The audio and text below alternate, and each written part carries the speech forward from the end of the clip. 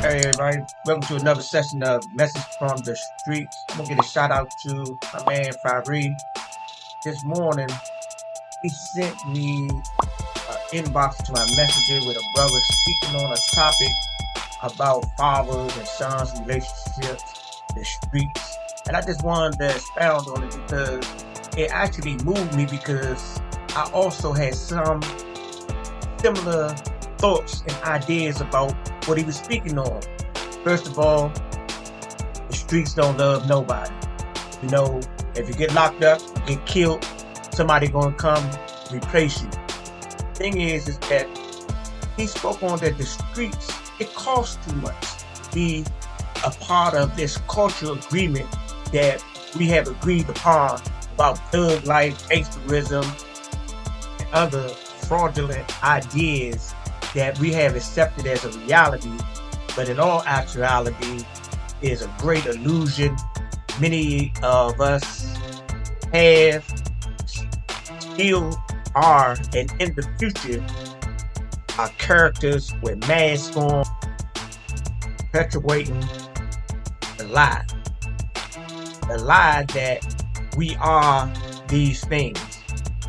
So a lot of us have been, are, and in the future will be lost from this programming, from this culture acceptance. You know, we out here killing one another, robbing one another, lying and stealing from one another, and then we complaining about we don't have opportunity, so forth and so on. But I'm here to tell you that in this day and age, everybody got an opportunity. The opportunity is with the information that we acquire and apply to our lives so that we can evolve into becoming that which we were created to be. For sure, we do not have to stay in the place of being on the streets, hustling, whatever kind of hustle that one may have, getting on welfare, staying on welfare. These things are stepping stones, but a lot of times we make career out of these things. Let's say, for instance, when the first time that you get high or drink a little bit of sippy sip, drink, somebody usually give it to you for free. And then they give it to you for free again, and it's recreation. But what ends up happening is when they start giving it to you for free, you have to find a way to get it yourself. So there's a process with altering our minds and the realities that we're going to experience under the influences of these mind-altering substances. First is recreation. Then it becomes a job. After it becomes a job, it becomes a career. And after it becomes a career, it becomes a lifestyle. And when these situations develop and become a lifestyle, that's when we're in a dangerous situation to the point of no return. Most of us. But it's a high percentage that if you turn whatever operation of the streets or the agreement you have agreed upon with this fraudulent lifestyle into a career, it's a high possibility that when you transition from the physical form, that's going to be a part of your repertoire. Be better than that. Let me say that again. We are better than that. We must wake up from the dregs of the cup of forgetfulness, from the intoxicating ocean that have enchanted our minds and altered and manipulated our authentic frequencies. We must confront the cultural lies that we have made an agreement with. Daughters such as that you are a man or a woman because you are 18 years old. That's a lie. There's no truth to that. Literally. Actually, some young men and some young women become men and women before 18 years old, and some never become a man or a woman. And what do I mean by that is that being a man is more than a number. It's about being responsible. It's about learning how to be a leader in your community, how to set examples, how to be a father, how to be a brother, how to be a son. These are qualities of a man. And the same thing about a woman. There are certain things that make a woman a woman. Just because you had a baby, that don't mean that you're a woman. You go through all the physical cycles of being a woman, but mentally, you're still a little girl. So to become a man or a woman, it starts in the mind.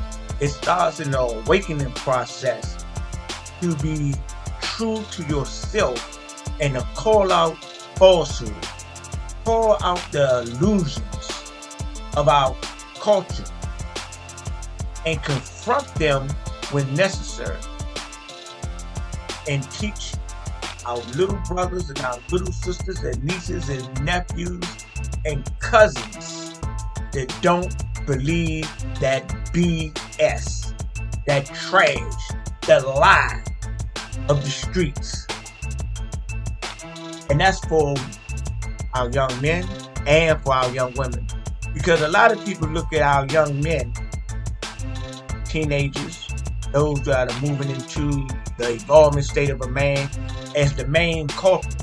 But if you look around today, especially in the Washington, Maryland, Virginia area, a lot of our young women are lost. You can see young women, or so-called young women, out here being the most disrespectful presentation of a young woman. So in all actuality, they're only a little girl. They are a woman because they have evolved physically, but in their minds and their spirits, they're little girls. Young women out here doing things that young men usually do. And the culture has accepted this and acknowledged that this is something to wear a badge of honor about. There's nothing attractive or beautiful about a woman playing a persona or putting on the mask and character of a man. And likewise, young men being phenomenized in their thought process and their behavior, and these young men,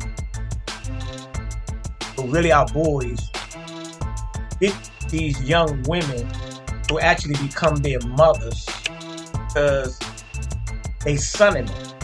If you got a young man in your life and you sonning them, you know you basically taking care of his necessities, buying them weed and let him drive your car around, stay in your spot, in your crib. He's in your crib because the crib is for a baby. And you don't got a man, you got a baby. And the same thing, if you got a woman, a young lady, a little girl, and this little girl always telling you trying to be my father, but she wants you to support her financially. You are being her father. So my thing is, we must identify the psychological sicknesses that has stunted the growth of our young men and young women, because they're only young men and young women because they reach puberty, because of their physical development, but they're still so much little boys and little girls.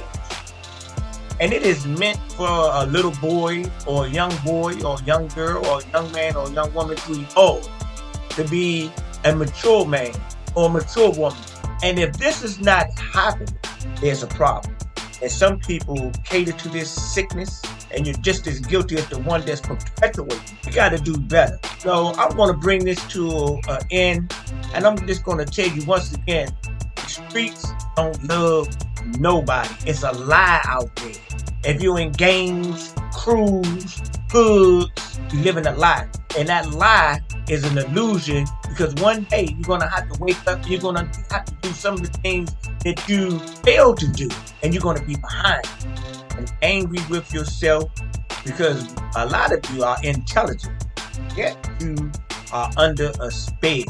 If you 30, 40 years old and you ain't blown up, you ain't got your papers right and you're in the game, get out the way. Real talk, get out the way and go get you a job. Start being responsible. Start taking care of your children. Start doing the things that a man would do. And if you're a young lady, you out there and your whole goals for the day is to sip on some sippy or blaze some blaze, get your life together. Get your mind together. Grow up. Ladies and gentlemen, this is just a point of view. Always remember to live your life on purpose, with purpose, because it's all purpose.